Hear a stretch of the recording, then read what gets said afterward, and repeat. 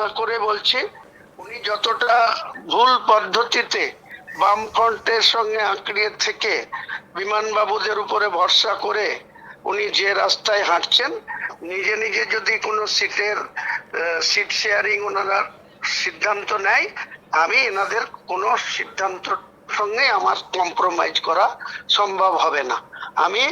আমি all out লড়বো এবং আমি আমার জনতা উন্নয়ন পার্টির পক্ষ থেকে 294টাই প্রার্থী দিতে যাব না, আমি 182টা আসনে প্রার্থী দেব এবং আমি আপনাকে বলছি ফার্স্ট ক্লাস যে পার্টি হব। আমার পিছনে থাকবে ভারতীয় জনতা পার্টি, আমার পিছনে থাকবে তৃণমূল কংগ্রেস পার্টি। আপনি রেজাল্টের দিনে দেখে নেবেন। বেশ, অসংখ্য ধন্যবাদ হুমায়ুন বাবু আপনাকে। এই মুহূর্তে দাঁড়িয়ে যে ছবিটা আমরা দেখতে পাচ্ছি, যে হুমায়ুন বাবু কিন্তু যথেষ্ট কনফিডেন্ট রয়েছেন। তিনি বলছেন যে তিনি সর্বাগ্রে থাকবেন, সবার আগে থাকবেন, তারপরে বিজেপি এবং তৃণমূল থাকবেন। তাই 2026-এর নির্বাচন যে জোট টক্কর হতে চলেছে সেটা কিন্তু বলবার কোনো অবকাশ রাখছে না। তাই 2026-এর নির্বাচনে ফল কি হয় সেদিকে প্রত্যেকে তো নজর থাকবে, কিন্তু এই ফলটা যার ওপর ডিপেন্ড করে হবে, মানে এসআইআর ভোটার তালিকা, সেই তালিকার কি খবর? কারণ ইতিমধ্যেই জানা যাচ্ছে যে এসআইআর প্রক্রিয়ার জন্য কিন্তু প্রচুর মানুষের নাম বাদ যেতে চলেছে। কালকে যেমনটা বলছিলাম, প্রায় 7 লাখের কাছাকাছি নাম নাকি বাদ যেতে চলেছে, সূত্র মারফত জানা যাচ্ছে, যদিও চূড়ান্ত তালিকা এখনো পর্যন্ত ঘোষণা হয়নি। কত লক্ষ মানুষের নাম বাদ যেতে চলেছে এবং যাদের নাম বাদ যাচ্ছে তাদের নাম কি পুরোপুরি বাদ চলে গেল, নাকি এখনো পর্যন্ত তাদের হাতে কিছু ব্যবস্থা রয়েছে যা দিয়ে তারা ভোটার তালিকায় নিজেদের নাম তুলতে পারেন? এবার সেই দিকটাতে নজর রাখবো। এই মুহূর্তে দাঁড়িয়ে এসআইআর প্রক্রিয়ার শুনানির দিন শেষ হয়ে গেছে। গতকালই মানে শনিবার দিনকে শুনানি প্রক্রিয়া শেষ হয়েছে। 28 তারিখে চূড়ান্ত তালিকা প্রকাশিত হবে। কত লক্ষ নাম বাদ যেতে পারে সূত্র মারফত আমরা কি জানতে পাচ্ছি, সেই নিয়ে কথা বলবো। আমার সঙ্গে রয়েছে সুজয়, আমি সুজয়ের কাছে যাবো। সুজয়, ইতিমধ্যেই আমরা জানতে পাচ্ছি যে এসআই প্রক্রিয়ার শুনানি তো জানি আমরা শেষ হয়ে গেছে, 28 তারিখে চূড়ান্ত তালিকা বেরোবে। কত লক্ষ মানুষের নাম বাদ যেতে পারে? দেখো, খুব গুরুত্বপূর্ণ একটা প্রশ্ন তুমি করেছো। এই মুহূর্তে যেটা নির্বাচন কমিশনের তরফ থেকে একটা বড় আপডেট আসছে, যে প্রথম পর্যায়ে যে শুনানি প্রক্রিয়া, যেটা কমিশনের তরফ থেকে যেটা জানানো হয়েছিল, সেই শুনানি প্রক্রিয়া বা শুনানির যে পর্ব সেটা কিন্তু শনিবার শেষ হয়েছে। যেটা নির্বাচন কমিশনের তরফ থেকে আমাদের কাছে বড় আপডেট আসছে, প্রায় 6 কোটি, মানে আমরা 6,61,000, মানে আমরা নিশ্চয়ই জানি যে 58 লক্ষ নাম যখন এসআইআর পর্ব শুরু হয়েছিল, তুমি নিশ্চয়ই জানো 58 লক্ষ নাম প্রথম পর্যায়ে কিন্তু বাদ চলে গিয়েছিল। এরপর এখনো পর্যন্ত শুনানি পর্বে অনুপস্থিত ছিলেন 6,61,000, তুমি যেটা বললে প্রায় 7 লক্ষ নাম। তার মানে আমরা কিন্তু যোগ করতে পারি 58 + 7। এরপর যেটা জানা যাচ্ছে যে চূড়ান্ত তালিকা 28 তারিখ যেটা প্রকাশ হতে চলেছে, সেখান থেকে আরও স্পষ্ট হবে যে আরও কত নাম বাদ যাচ্ছে। তুমি নিশ্চয়ই জানো যে বিজেপি, বিশেষ করে বিরোধী দলনেতা শুভেন্দু অধিকারী, তিনি এবং সুকান্ত মজুমদার, শ্রমিক ভট্টাচার্য, বিশেষ করে বিরোধী রাজনৈতিক দল, এ রাজ্যের প্রধান বিরোধী রাজনৈতিক দল, তারা যেটা বারবার বলেছিল প্রায় 1 কোটি 1.5 কোটি নাম বাদ যাবে।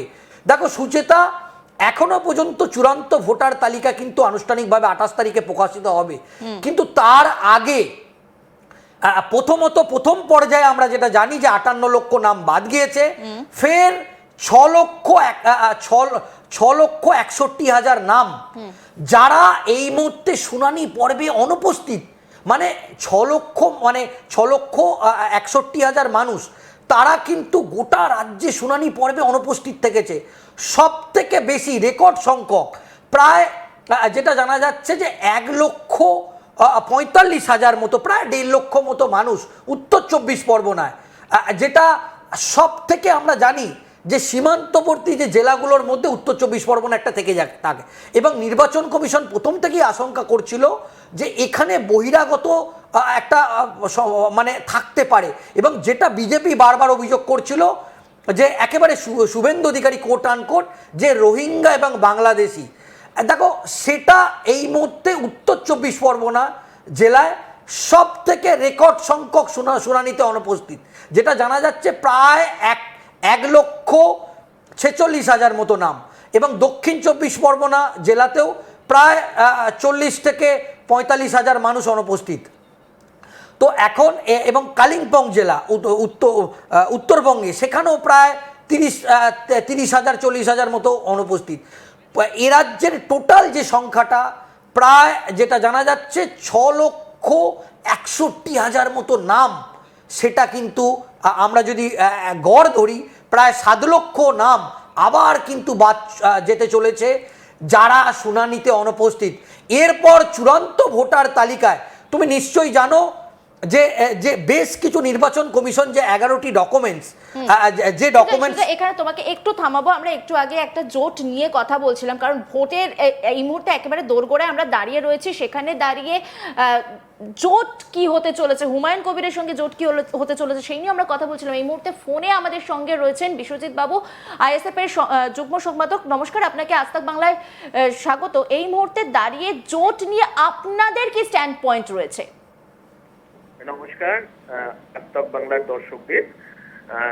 জোট নিয়ে আমরা বারবার বলেছি যে পশ্চিম বাংলায় তৃণমূল কংগ্রেস এবং ভারতীয় জনতা পার্টি বিজেপিকে পরাজিত করার জন্য সমস্ত ধর্মনিরপেক্ষ শক্তিকে আমরা একজোট হওয়ার আহ্বান জানিয়েছি।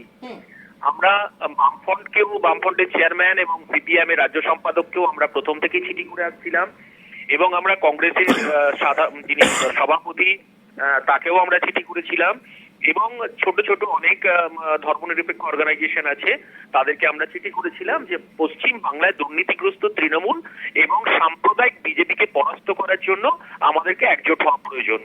তো স্বাভাবিকভাবেই বামেদের সঙ্গে আমাদের কথাবার্তা চলছে এবং আমরা অনেকটাই এগিয়ে গেছি। আশা করছি কয়েকদিনের মধ্যেই এটা পরিষ্কার হয়ে যাবে।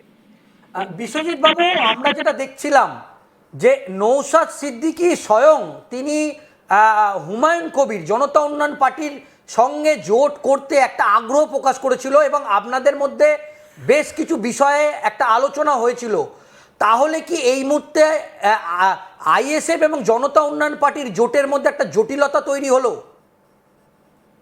না, দেখুন, আমরা বারবার ধর্মনিরপেক্ষতার কথা বলছি, আমরা বারবার সংবিধান রক্ষার কথা বলছি। স্বাভাবিকভাবেই যদি কোনো রাজনৈতিক দল তার ধর্মনিরপেক্ষতার প্রশ্নে প্রশ্ন থেকে যায়, আমরা সেই সমস্ত রাজনৈতিক দলের সঙ্গে কোনোভাবেই আমরা আঘাত করব না। তো স্বাভাবিকভাবেই হুমায়ুন কবির যে তার রাজনৈতিক জনতা উন্নয়ন পার্টি, আমরা মনে করি তাকে ধর্মনিরপেক্ষতার এখনো অনেক পরীক্ষা দিতে হবে। বিশ্বজিৎ বাবু, আমরা দেখলাম যে এখনো পর্যন্ত একবারও প্রকাশ্যে জনতা উন্নয়ন পার্টির সঙ্গে আপনারা বৈঠক করলেন না, কিন্তু ইতিমধ্যেই বামেদের সঙ্গে একবার নয় দুবার বৈঠক করলেন।